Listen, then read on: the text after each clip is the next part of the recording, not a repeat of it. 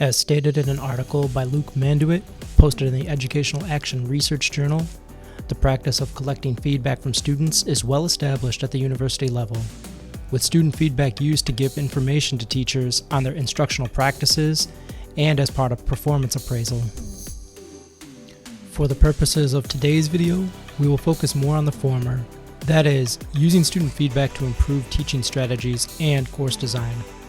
To begin, we will consider various methods of collecting student feedback, and then we will shift our attention to best practices in implementing student feedback to improve the student experience in your course.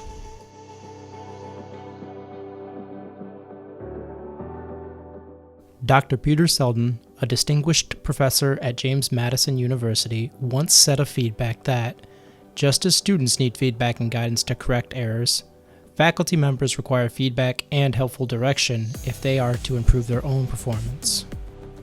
Dr. Selden spoke about the value of using multiple sources of information, including student feedback, to improve teaching, but observed that student feedback is often the only source of information most instructors receive as it pertains to their teaching effectiveness. Still, student feedback can be immensely valuable if structured effectively. While understanding that a multiplicity of feedback sources is ideal, let's consider student feedback in a vacuum. Dr. Selden recommends providing students opportunities to answer open-ended questions that give students room to elaborate on their experiences and to speak to things you may not have considered in setting up a student feedback survey.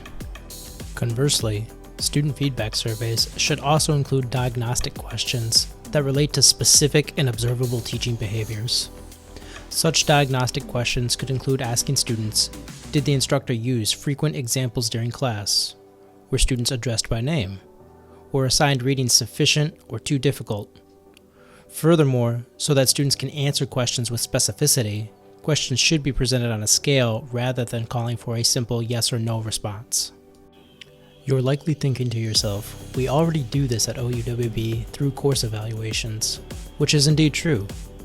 What is less frequent, however, are complementary forms of student feedback to buttress such summative assessments. Dr. Selden discusses additional ways of obtaining student feedback, including interviews, student evaluation committees, quality control circles, small group instructional diagnosis, and student visitor programs. He also encourages faculty to seek third-party insights, particularly with regards to student comments on open-ended questions. To that end, I would be remiss if I did not take this opportunity to remind OUWB faculty of a few instructional design services available to receive just such insights, namely course evaluation review and individual consultations. You can find the links in the video description that provide more information about these services and how to request such support for your course or sessions.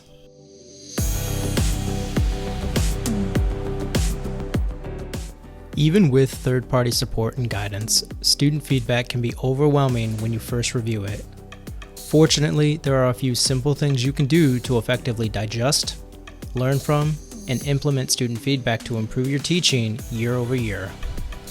First, I recommend theming or categorizing your students' open-ended responses. This can be a time-consuming process, but one that is worthwhile.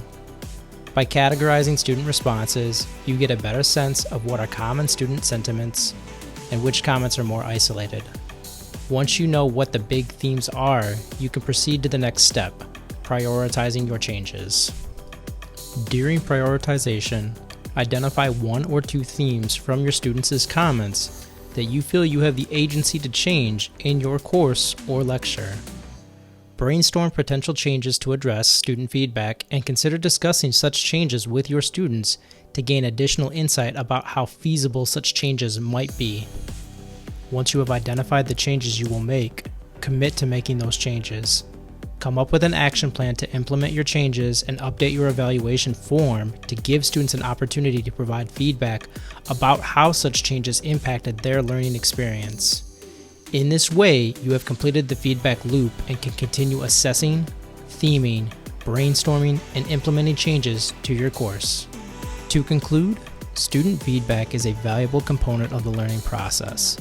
Evidence supports that student feedback is both reliable and valid with regards to the improvement of teaching. Furthermore, evidence indicates that the likelihood of improvement increases when instructors engage in consultation when interpreting student feedback, discussing specific teaching behaviors that can be changed, and strategies for making such changes.